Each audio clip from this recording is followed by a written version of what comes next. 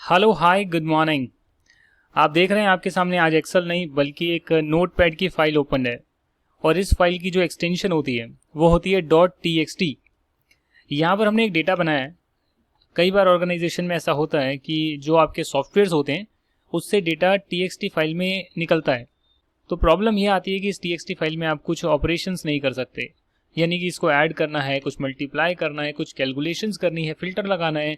ये एक्सेल की जो भी चीज़ें होती है वो सारी चीज़ें इस नोटपैड में तो नहीं हो सकती। It is just a form where you can keep some data and data can be kept in unorganised form. Let's say कि यहाँ पर ऐसे आ रहा है, कई बार ऐसे भी आ सकता है, कई बार ऐसे भी आ सकता है। बहुत ही अनऑर्गेनाइज वे में डेटा हो सकता है क्योंकि यहाँ पर कोई सेल्स नहीं है, ये पूरा ब्लैंक स्पेस है। तो जैसा भी है हमें खैर उसको इग्नोर करना है। तो उस डेटा को आपको नहीं छेड़ना है बल्कि एक्सेल में डेटा टैब में इंपोर्ट डेटा का एक ऑप्शन होता है और यहाँ पर आप टेक्स्ट फाइल इंपोर्ट कर सकते हैं। You just have to select the data, that is the file. और उसके बाद आप देखेंगे फाइल कैसे अनऑर्गेनाइज वे में आ गई है। कोई बात नहीं, आपको बस इसमें नेक्स्ट करना है। और यहाँ पर बहुत सारे ऑप्शंस मिलेंगे आपको कि जो भी आपने टेक्स्ट फॉर्म में लिखा है हम उसे अलग अलग सेल में किसके हिसाब से बांटें, डिस्ट्रीब्यूट करें। तो पहला ऑप्शन है टैब, यानी कि जहाँ पर भी टैब आएगा उसे आप अलग सेल में शिफ्ट कर देंगे, नेक्स्ट कॉलम में शिफ्ट कर देंगे।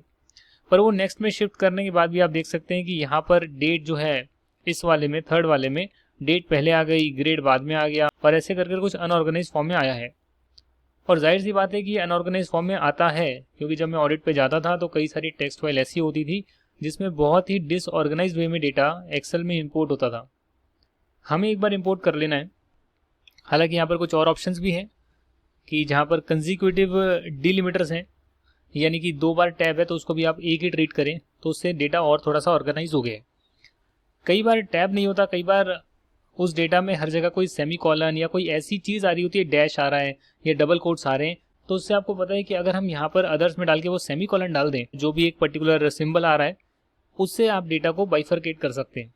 ये डिपेंड करता है कि कौन सी इंडस्ट्री में आप काम कर रहे हैं, वहाँ से कैसा डेटा एक्सपोर्ट हो रहा है और उसके बेसिस पर जो है आप यहाँ पर ऑपरेशंस कर सकते हैं।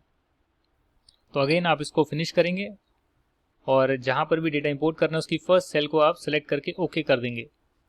तो यहाँ पर आप पाएंगे कैसे आपका पूरा डेटा आ गया है। अब ये जो डेटा है वो आप देख सकते हैं करीब जो है 7 लाइन आइटम्स का है।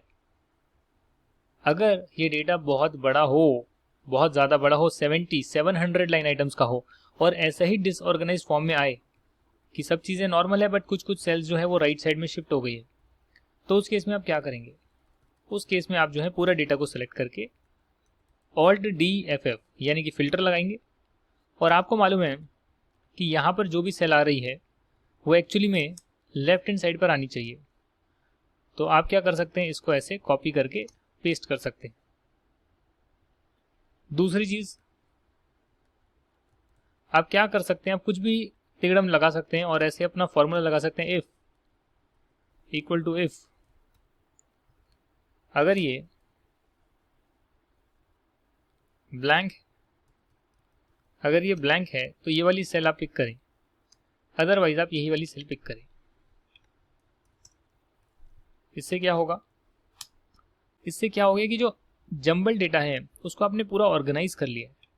अब इसको आप पूरा कॉपी करके यहाँ पर पेस्ट कर सकते हैं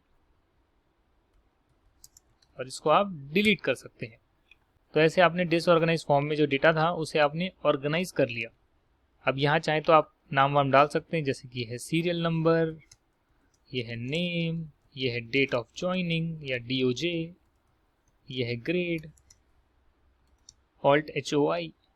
ऑल्ट के बाद H दबाया तो आपका होम टैब सेलेक्ट हो गया। ऑल्ट HOI, ओ से क्या होगा, ओ से फॉर्मेट सेलेक्ट हुआ और आई से ऑटोफिट। आप देख सकते हैं यहाँ पर आई आ रहा है और आई से जो है ऑटोफिट हुआ, तो ऑटोमेटिकली ऑटोफिट हो गया। इसको आप चाहे छोटा करके दोबारा देख सकते हैं, ऑल्ट HOI, ऑटोफिट हो गया। ये जो है पर मंथ सैलरी है, सैलरी पर मंथ, और ये है salary annually, alt HBA, alt ऊपर की सेल सेलेक्ट हो रही है, H से होम टैब, B से बॉर्डर्स और A से ऑल बॉर्डर्स, तो सारे बॉर्डर सेलेक्ट हो गए। कंट्रोल करके B दबाओगे, बोल्ड हो जाएगा। व्यू पे जाकर ग्रिड लाइन्स हटाओगे तो ग्रिड लाइन्स हट जाएगी। इसको कलर करना होगा तो आप होम टैब पे जाकर यहाँ से कुछ भी यहाँ पर कलर कर सकते हैं। लाइट कलर कर सकते हैं, लाइट ब्लू कर सकते हैं, आपकी मर्जी है। तो ये आपका जो है डेटा तैयार हो गया। सेंटर में लाना चाहें सेंटर में ला सकते हैं और इसको भी सेंटर में ला सकते हैं, फॉर्मेटिंग कर सकते हैं डेटा की, और ऐसे ही आपका डेटा तैयार हो गया। तो आज हमने सीखा डेटा को कैसे इंपोर्ट करते हैं, specially from text. There are other sources as well, SQL server और एक्सएमएल से भी आप कर सकते हैं, बट उसके लिए आपको सर्वर एंड की नॉलेज होनी चाहिए, जो आई थिंक एक्सेल कोर्स का पार्ट वो बिल्कुल भी नहीं है। जब आप एसक्यूएल सीखेंगे, एसक्यूएल क्वेरी सीखेंगे, तब आप सीख पाएंगे कैसे जो है एसक्यूएल स्ट्रक्चर्ड क्वेरी लैंग्वेज में आप लिखकर डेटा इंपोर्ट कर सकते हैं। तो सीखें Excel course at very nominal prices on our website learnzup.com or our Android application LearnZup the learning app. It's a limited period offer, my friends. Just join and grab the opportunity now. I will see you in the next video with some new tricks on Excel. तब तक के लिए आपका बहुत बहुत धन्यवाद. Thank you so much and bye bye.